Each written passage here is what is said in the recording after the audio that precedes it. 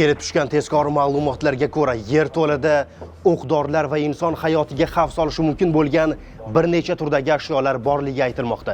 Biz esa holatni o'rganamiz.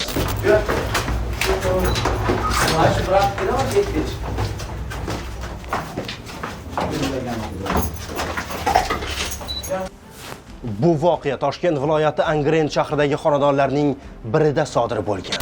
Bu maskulachi. Bu hayronmizda hozir. Biz ham hayron qolib qarab turibmiz-da shu narsani. Shuni chiqyapti-da, biz. Ya'ni salonning ichidan chiqib o'tdi. Agar ekspertizaga bersak, ekspertizaga Men bir salkam 10 yildan beri podvalga tushmayman. Hozir xolislardan tushib, o'sha guvohlardan tushganimizda ishlatilgan, ishlatilmagan mana qandaydir pistoletni o'qiga o'xshagan narsa ko'rdim-da, shunaqa narsa ko'rdim.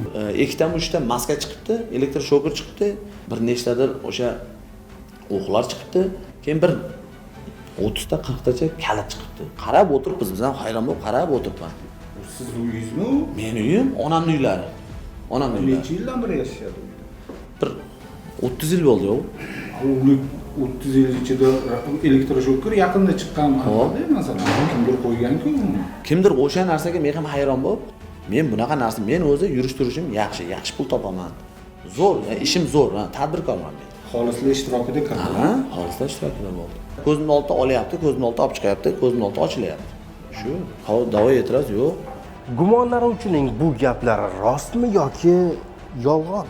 Albatta bunga tergov va surishtiruv harakatlari oydinlik kiritadi. O'tkazilgan tergov harakatlari jarayonida 36 dona kulrang, 26 dona jigarrang hamda 7 dona oq rangli patronlar aniqlangan bo'lib, xolislar ishtirokida ashyoviy dalil sifatida belgilangan tartibda rasmiylashtirilib olindi. Sudga oid ballistik ekspertiza xulosasiga ko'ra, ashyoviy dalil sifatida olingan 36 dona 5-6 kalibrli patron jangovar o'q-dorilar turkumiga mansub bo'lib, ular otish uchun yaroqliligi aniqlangan. Mazkur holat yuzasidan huquqbuzarga nisbatan O'zbekiston Respublikasi Jinoyat kodeksining 248-moddasi 1-qismi bilan jinoyat ishi qo'zg'atilib, tergov harakatlari davom ettirilmoqda. Ta'kidlab o'tamiz, amaldagi qonunchilikka muvofiq ro'yxatga olinmagan qurol, uning o'q-dorilari hamda o'q-otar qurolning asosiy qismlarini o'z ixtiyori bilan ichki ishlar organlariga topshirgan shaxslar jinoiy va ma'muriy javobgarlikdan ozod etiladi. Shuningdek, bunday fuqarolar belgilangan tartibda pul mukofoti bilan taqdirlanishi yoki qonunchilikda belgilangan tartibda fuqaroviy o'q-otar qurolni birinchi navbatda sotib olish huquqidan foydalanish mumkin. Yaxshiyam ichki ishlar organlari xodimlari tomonidan bu kabi ashyoviy dalillar vaqtida aniqlandi va katta bir jinoyatning oldi olindi.